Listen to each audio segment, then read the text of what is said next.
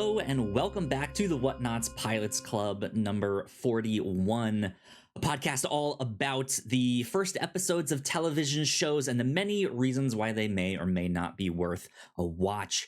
My name is Kyle Springer and I am joined by Melissa Wilkinson. Melissa, how's it going? Good.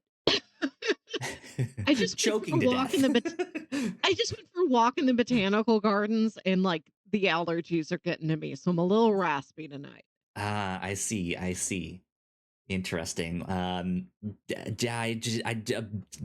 Be honest, I did not go outside today in the slightest. So I was like, how do I respond to that? I don't like You it. need Just to. sorry for your allergies. Anyways, you did get the opportunity to see a corpse flower, which is pretty cool. Very And appropriate tonight. yeah, as you were smiling and I bet figuring out, that is my segue to the mystery show that we are watching this week, because this is the year of the detective here on the Pilots Club, often having to do with dead bodies and corpses and stuff like that. Melissa, this month, we are talking about Murder, She Wrote. This is a show that I always knew of. I had heard the Mhm. name. I think there's a song of the same name, if I'm not mistaken, or something like that. But I had always heard of the show. It was kind of one of those pop culture staples. But I gotta be honest, beyond the name, I don't know anything about this. Like, didn't even know like Angela Lansbury. That's who was Re who the main Did actress was. not Like, even I had seen her, but if you had asked me like, hey, who's the main actress of Murder She Wrote, I've been like, I don't know, some white Wow. chick. Surprising. Right? Yeah. Um, so I felt like it was a good time to go back and check this one out. Uh, how much did you know of this show? Have you seen it before at all? Yes. I've seen it sporadically throughout my lifetime. I did know that it starred Angela Lansbury as Jessica Fletcher, who publishes crime novels under the pen name J.B. Fletcher. And she lives in the small town of Cabot Cove, Maine, and solves so many murders there that as the seasons go on, it's like, isn't half this town dead? How Is are it there more people in this tiny Maine town to right? die? Is this not the murder capital of the world right now? Why do Should people be. keep moving to Gotham? That's what I want to She know. Sometimes she travels. This is a travel episode. We're in Yeah. Cabot Cove for only a very little bit at the beginning. I knew most of Murder She Wrote from a YouTube series. There's a YouTube creator I love named Pushing Up Roses. Okay. And for years she's been doing a series called That Time on Murder She Wrote. That's like the Awesome. time on Murder She Wrote when the culprit was a dog. The time on Murder She Wrote where a guy got beheaded. The time on Murder She Wrote where everything was really sexy.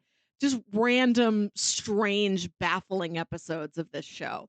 So That's that kind was of how I fun. absorbed most of my knowledge about it. But I'd never heard her talk about the pilot. This was fresh. Interesting. Okay. Yeah. Good stuff. Good stuff. If you are unfamiliar with Murder She Wrote, this is a super popular crime drama created by Peter S. Fisher, Richard Levinson, and William Link.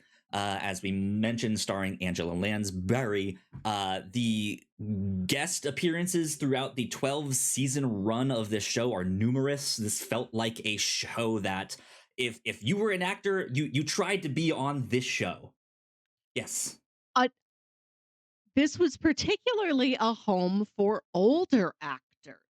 Not Interesting. Yeah. just in that this show starring Angela Lansbury, a woman of some age, that was going to be the target demographic, that was going to be the circles that the character would find herself in.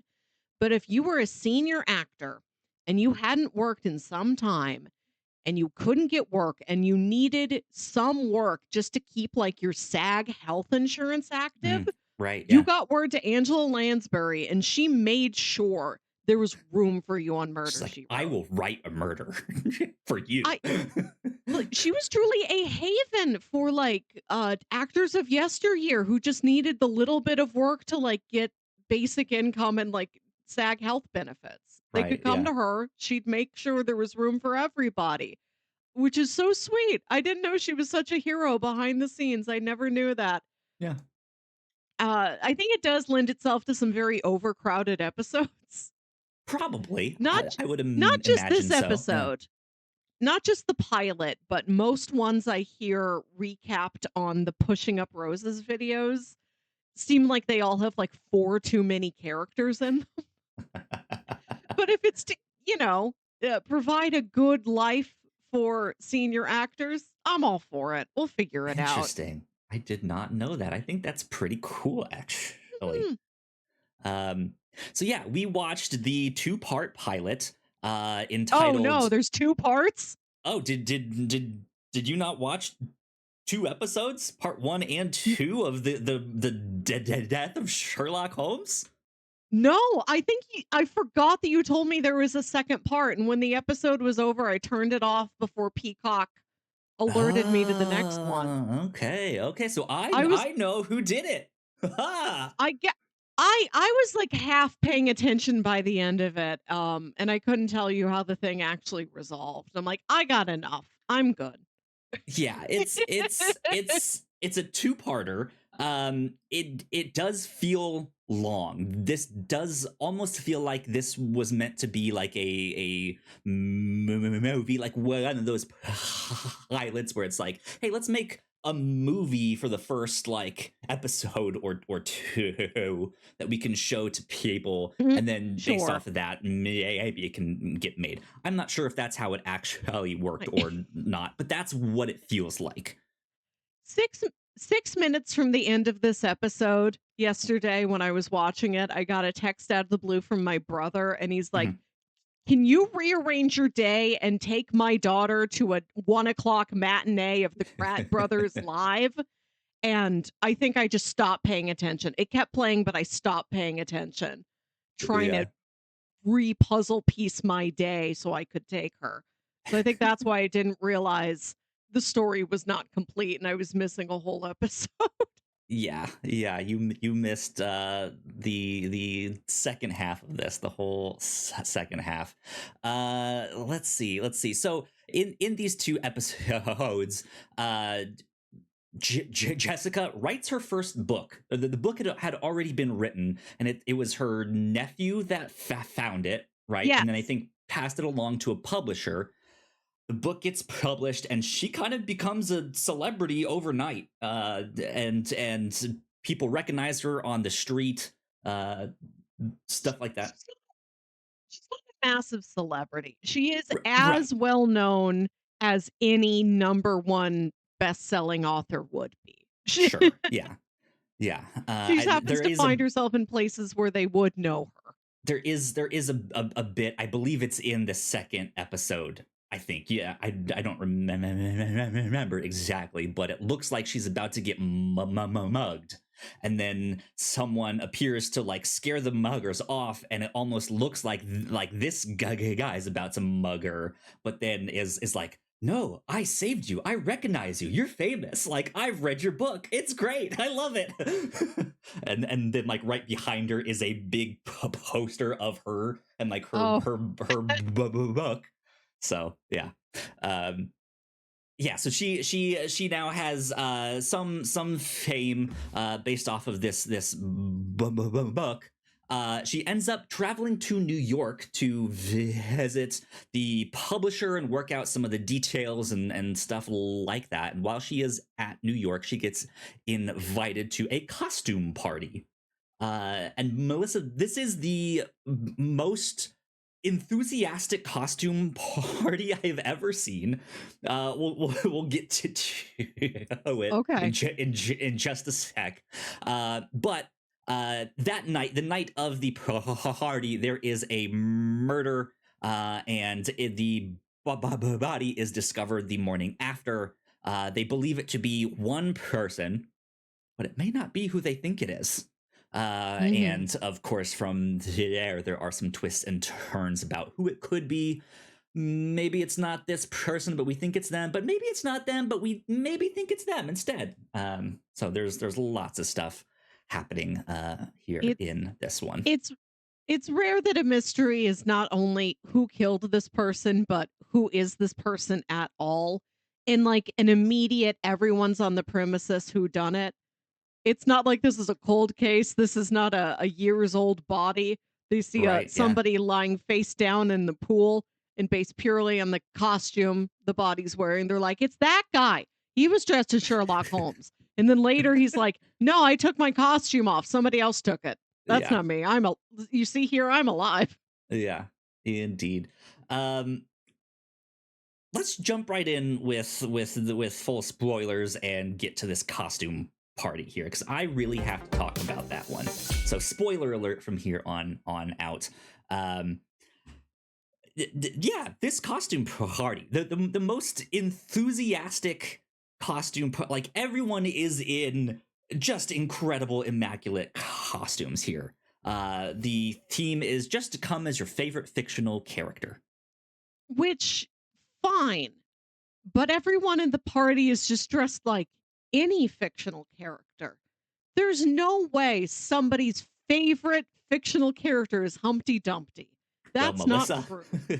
you found the guy.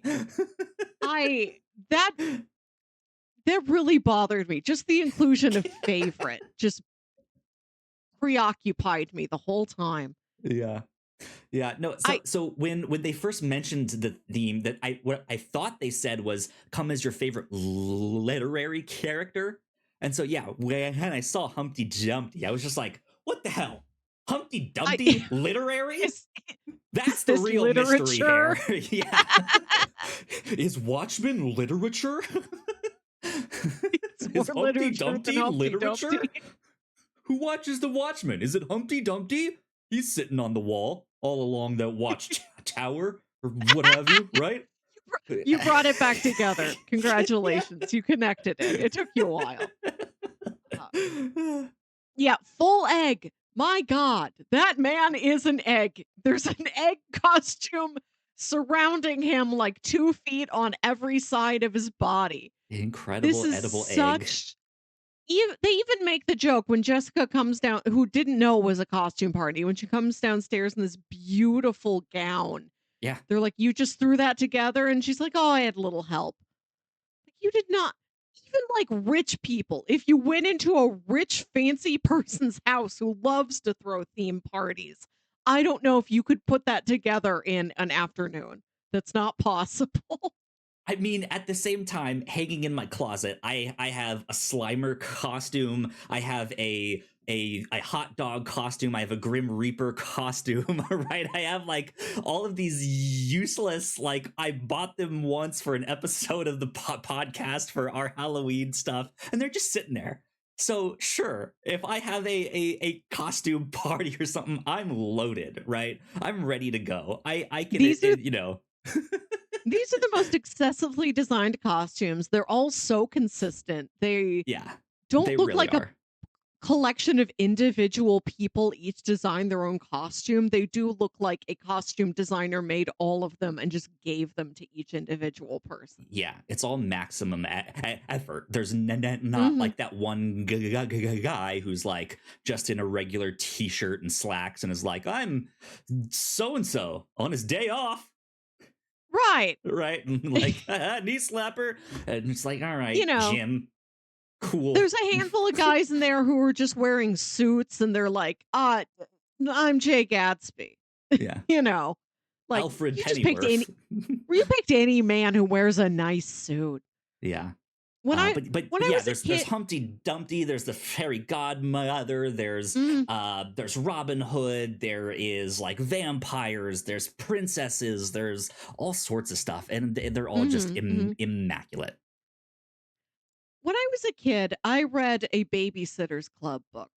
And every once in a while, there would be a Babysitter's Club book that was extra thick, Mm, where typically they would go on vacation and or solve a mystery. And there's a similar episode in one of those where they go to a party, like, and they don't know it's going to be a costume party, and they're like, "Oh man, we got to throw together a costume real quick." And one of them wears like a bone necklace and a Sherlock Holmes hat, and she's like, "Get it? I'm Sherlock Bones." And I'm like, "What do you mean? Those are two Yeah. objects you just had with you on vacation or could find in the corner store." Right, yeah. I'm not talking about the pun here. The pun, it's gonna be what it's gonna be. What do you mean you just got a Sherlock Holmes hat or had it in your suitcase? You're a 13-year-old baseball player. Right? That's the It's real not even mystery 2 here. hats at once. A whole Sherlock Holmes hat. I'm like, "I don't believe you, Anne M. Martin, that Christie has that with her." Speaking of mysteries, in episode 2, there is a scene where she's trying to hail a taxi and can't in New York. As a woman, she's trying to hail a taxi like that. That to me feels like the opposite of everything I've been taught. Of like, if you're a woman in New York, it is almost the easiest thing to hail a taxi. Whereas if you're a Mhm. guy, they might skip you, right? But I don't know how true that actually is. But like I saw that on screen, and I was like, every other movie or TV show that I have seen has taught me the exact opposite of this. This is weird. This is a Wish I could mystery. weigh in on it. I It's not that I don't pay attention to things. I pay attention pretty good, but then I will reach like a limit. And if an episode is 48 minutes long, sometimes I reach my limit at minute 42, and I'm Yeah. at like 30% capacity for the next act of the episode. And this is so convoluted. I think I didn't know that I didn't even know who the murderer was. I'm like, I guess they told me, and I was looking the other way. I didn't I know that you're this was missing. you're not necessarily wrong. I think along the lines of your comments on sometimes there's maybe too many characters. I I did feel like for this first episode, it was maybe a little more convoluted than I would have liked. And not to say that it was a bad mystery, because I don't think that's the case. I think it was a good mystery, but for a first outing, that almost feels like you're doing a little too much. Like I could see something this complicated as like something a little further in. Like once the show has Uh-huh. found its footing a little bit. Um, but it seems to be coming out the gate swinging, which I I actually kind and of liked. that does seem to be the status quo from the various episodes a YouTube channel has recapped to me. A lot of them are she's in a strange place with 20 people and there's always somebody who's sleeping with somebody in secret, somebody who Mm-hmm. had a business deal gone wrong. It's a lot of that stuff in play, and they'll never pick one or two things. It's like, here's six. Here Yeah, are six different dynamics. These are all really on the advanced level. No, they don't make it easy for you. yeah. Yeah, it's an interesting one for sure. Now, earlier in our year of the detective, Melissa, we watched Detective Conan, the anime about Mm. the high school detective that gets turned into a little kid, and then he's like, I'm a relative of this guy. I'm gonna help you solve mysteries." And did you notice a similarity in the pilot of that one and this one? There's almost like a couple scenes that are like shot for Mm. shot the same thing. No. So there's the first episode of Detective Conan. There is a murder that happens at a party. And the person that they believe or like had intruded in the house or what have Oh, you, yeah. they have him in a room with the other party members, seated on a chair in front of some like fireplace mantle. Whoa, while they try to like solve the case in air quotes here. And that's almost exactly what happens in this. There's a guy sneaking around up on the second floor of this house. They catch him. They bring him downstairs into this office. There's a handful of the guests that are like, "Hey, who are you? What were you up to? You explain yourself, you know." And he is like tied up on this chair for a second, being questioned, and it was just like, huh, I've seen this before. Interesting. Mm. I don't know if that was their intention in Detective Conan, but it was so striking to me that I was just like, interesting, especially with Detective Conan naming himself after Sherlock Holmes or after Sir Arthur Conan Doyle, and this episode being titled "The Death of Mhm. Sherlock Holmes." Because that was the costume that the guy was wearing that died. So I thought that was neat. I was just like, oh hey, Easter egg. Was not expecting that to make some kind of connection like that. Um, Good for you. so good stuff there. Good stuff indeed. Now, uh, you might have to remind me a little bit. Where exactly did the first episode end? Do you remember about what was happening? Um, she's like in a car talking to Ned Beatty, I think. Okay, gotcha. Um, yeah. So yeah, the actual detective that shows up, he's the one that is like right there with her when they figure out that that's not the body they think it is. It's someone else that got murdered. And as Angela Lansbury is trying to leave the party that next or leave that house once again that next morning, to go back home and deal with all her publishing stuff.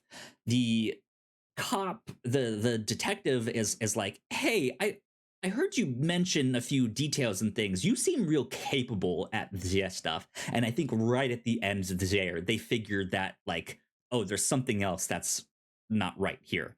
And so yeah, that leads to like the whole second half of their investigation. Um, Essentially the two main suspects are the like wife that he's been ignoring, or the woman that the mistress. um Mm.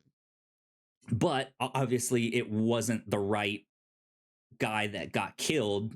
So now I think at the end they were like, that means there's a potential second victim out there. Like we need to do Mm. something to stop this. And I think by the end of it, you find out that it was the publisher. That Um, makes sense. yeah, that he like again, yeah, it was something like, oh, some kind of shady business deal somehow, if I remember correctly. But it was mixed up in this kind of almost budding romance between Angela Lansbury's character and to this publisher. Like they started Yes. to hit it Yes. off a little bit. And at the end, towards the end of the second episode, she still hadn't really figured it out. And he makes a proposition to like, hey, you should stay. You should stay in New York. We should be a couple, even if it doesn't happen immediately. I would like to get to know you better. Like we've obviously hit it off. So even if it doesn't work out, I hope that I can at least say that I've made a new friend. And she decides to turn him down and leave. And then literally this is like her third time on the train about to leave and go home. She realizes something, and like runs back out, goes back to the house, gets the hair in the evening. It's dark outside. She's trying to break into the lock that is the like little cabin tool shed thing right by the pool. And Mm. then yeah, the publisher guy is like, what are you doing back here? And she gets spooked by him, and they start talking, and she realizes, hey, I know we said it was dark out and maybe it was a case of mistaken identity, but I don't think that's the case. And then, right as she says that, the lights come on, and they were programmed to come on every night at 8 and turn off at midnight. And the murder happened at 11:15. So Mm.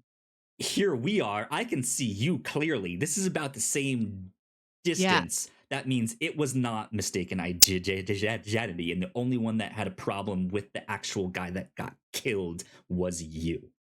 Mm. Um, so yeah, an interesting one, because yeah, it really felt like it came out the gate swinging, but it is a little much. Not in a way that like Detective Conan is so complicated that you'll never understand what happened. This feels a lot more solvable, Yes. but is still complicated.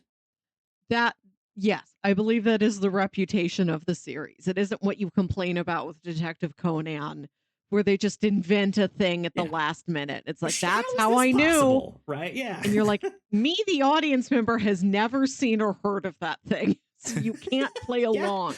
It's Yeah. impossible." Detective Conan always has the upper hand. Yeah. Here you can be Jessica Fletcher.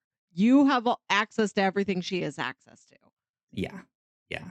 Um, So yeah, I had a good time checking this out. Can we also go back real quick and talk about the opening credits of the show? I we so the opening credits are like most shows, they're made out of footage from various episodes, but in this case they're made out of just like the first 10 minutes of this pilot episode. So you watch all the Most of it stuff in is, the yeah. opening credits and then you just see it. You just see her Yeah. do it. It's like here's round two. And But she's doing a she has the sort of day that you only have in a medication commercial. Like, she goes for a oh yeah, jog, she waves at a friend, she she's going climbs a fishing, hill. right? Yes, all the She activities. Trim fire. right. It's all you almost think you're about to see her like standing right there next to Rocky in the art museum in Philly. Sh um she jogs a lot. she I jokes was so much. surprised. She's very active and fit. Maybe they're like, "We need to make sure people know not to be that worried about her. She's spry. She's in She good oh shape." my gosh, she runs so much. But going into this not knowing anything, I don't know where my preconceived notions came from, but I thought this show was maybe a little darker, like a little more like this is a serious adult show. Murder She Wrote. Um, and the first thing No. I see and hear is this like this quaint little piano to do do do do do do right. I'm not sure how the Mhm. song goes, but it was just the complete opposite of what I kind of Yes. expected. And yeah, it's just so bright and silly and quaint. And she's jogging around town, having a good little bike ride, waving at everyone. And it's just like, what is this? You it is what it's supposed to be. I don't know why you thought it was as dark as it was. It I don't I either. I would barely classify this as a drama. I suppose it's only a drama and that it doesn't contain that many jokes, but it is light. It is the Yeah. lightest, coziest of dramas. Yeah, and then like immediately after the credits, when you see the sequences of the credits happen again, it then almost immediately goes into another montage of like, okay, well now that your book is being published, you're gonna be on like Good Morning America and this talk show and that talk show, Donahue, right? uh, and I she gets the like mhm. makeover like stuff that's Yes, happening, yes. and the one where she's in the salon getting the perm or what have you, and has the like mud mask and is just like making this weird face, like what am I doing? Where am I? This is weird. This is when Which they try and get the Beast ready to go to that dance with Belle. yeah, yeah. I was just like, this is so silly. I was not Yes. expecting this at all. Um, Wait, what did you think it was? Like, this I was a Tales from the Crypt or Tales from the Dark Side, where, like, she no, like truly writes murder? Did you think this was Death Note?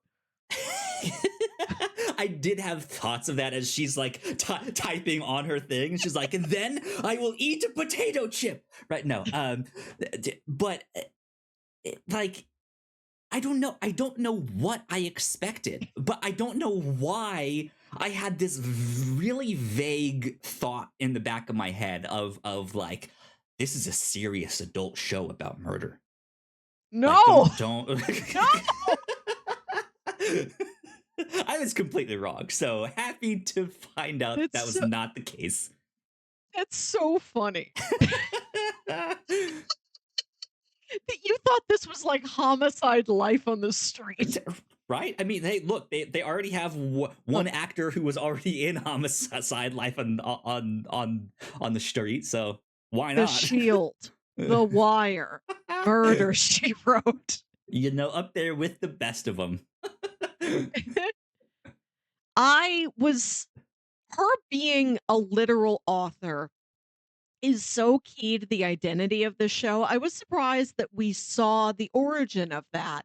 I thought it Mm, would have started at status quo. She is already a moderately well-known mystery writer, yep. just living her life in a small town in Maine. Interesting to see her really take off overnight. Yeah. And her story is she's widowed, she doesn't have any kids, she's got a number of nieces and nephews. I think they keep inventing new ones over the show's like 10 seasons. Like, she's a new one now. Additional niece you haven't heard of before. Right. Yeah. She wrote a story just to like, I think she's like an English teacher or something, and she wrote a story just to like keep herself entertained. Like her husband has passed in recent years. She's like, Yeah. I needed, just something to do. I was just bored. I just wrote a story to entertain myself, and I sent it to my nephew on a lark, and he lives in the big city, and he gave it to a big city publisher, and whoops, now I'm on TV. That's how it happens. Yeah, I know. In the blink of an eye. Um, so I already mentioned the quick connection to Detective Conan. Something else I noticed was its influence on other well, I guess I can't really say its influence on, but they're in between this and Knives Out and Poker Face. I have now seen three mystery shows or movies where someone is climbing a lattice up the side of a building. And That's like I it's would not like to think that like in Knives Out, it is a like tip of the hat influence of Murder She Wrote, n- but no. no, but right, because that No, happens in I so mean, many stories. I know, do you remember that Angela Lansbury was in Glass Onion? Do you remember that part?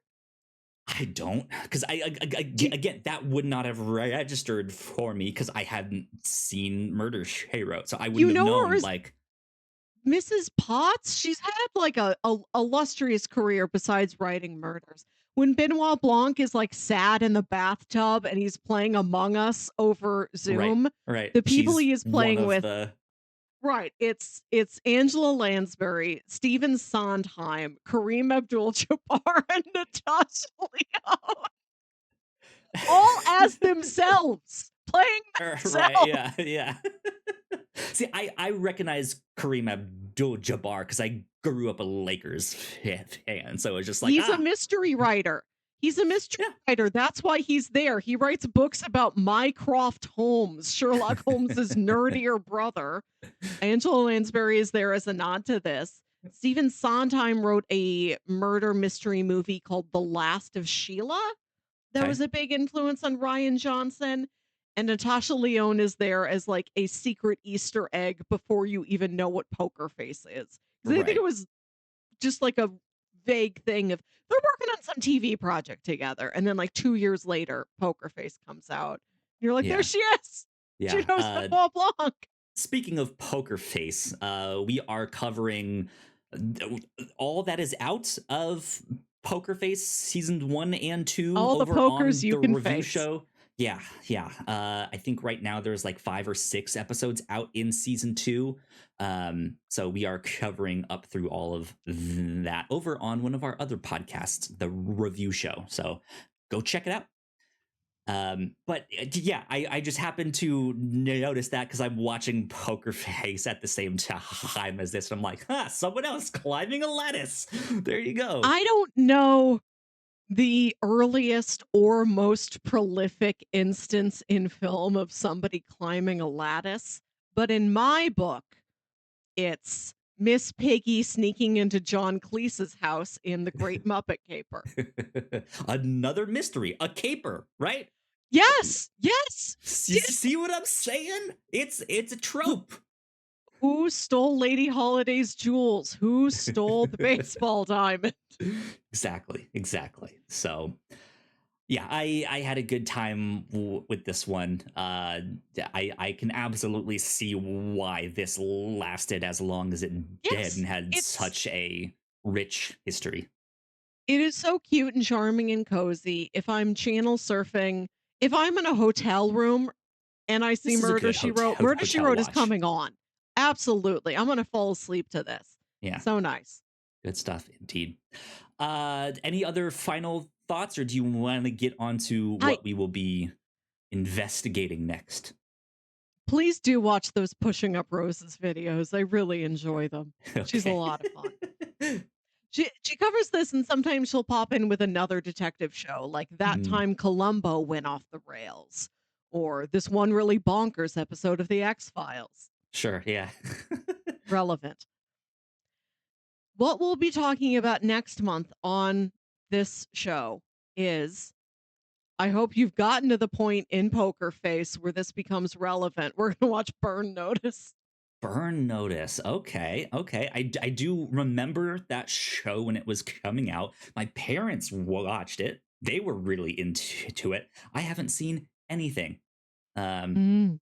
so it'll be new. It'll be new. Okay, I look forward to it. This is I watched some of it. I watched like scattered season 1 episodes. I'm curious to see what you think about it and how we if we will both agree if this fully is a detective show and not another genre of show. Right. Yeah. Interesting. Cool. I'm excited to check it out. Do you know where it might be available, or streaming, or rental, or Hulu, it was a USA show. okay? I believe it is on Hulu. Or just like go to any media resale store and you can buy season 1 on DVD for like $4 probably. Probably, yeah. I remember it being one of the bigger shows on Netflix, especially when they were still doing DVDs and stuff. My parents still got them through that. I don't know. Anyways, The sh- all I'll say is the show is set in Miami, and I can't imagine less Miami people than your parents. right? They are not from Miami. They did. My dad loved Miami Vice. That might be All the dads do. closest Maybe that's the connection, entry point. right? Yeah, yeah. Good stuff with that. If you guys did not know, this is our Patreon first podcast, or our yeah, that's right. That's what I That's tend what you say. to say. Patreon first podcast. We release these episodes first and foremost on our Patreon, patreon.com/the Whatnauts at our $3 tier. So if you liked this and you want to support us and subscribe, you certainly can. We would appreciate that a lot. We put a lot of hard work into our podcasts. But 2 years after we release these episodes to our patrons. This goes out on a free feed. So if you are a Patreon supporter already or subscribe because of this, thank you. If you are checking this out on a free feed, we thank you as well. It means a ton. Yeah, that about wraps us up. Melissa, where can the people find you on the internet? You can email me at yourhostmelissa@gmail.com. Tell me if there's the second half to anything else I've ever seen where I didn't know it had a second half. What Right, else yeah. is gonna surprise me? Did you know there's an official sequel to Fight Club that's a graphic novel? And did you know Did that you there's know a there's third sequel after that? That's also a What? graphic novel. It's the official by the guy that wrote the book. He's written 2 graphic novels that are official Did sequels. Did you know that there's a sequel to Heat and it's a book? You can read the sequel that they wrote it as a book, and Michael Mann's like, "One of these days I'm actually gonna make the Heat 2 movie," but it hasn't happened yet. One of these days, technology does not Gotta go to the allow. Right? You gotta go to the library to see what happens in Heat 2. There you go. Support your local library. That being said, if you guys want to find me, I am at Yo Kyle Springer. And if you want to stay up to date with all of the stuff that we do here at the Whatnauts, we are at thewhatnauts.com on Blue Sky. So please go like, share, and subscribe. That would help us out a ton. If you're watching this on YouTube, please go check out a few more of our other videos right over there. That would also be a huge help. And yeah, this has been episode 41 of the Pilots Club. We will see you all next time. Bye. Bye.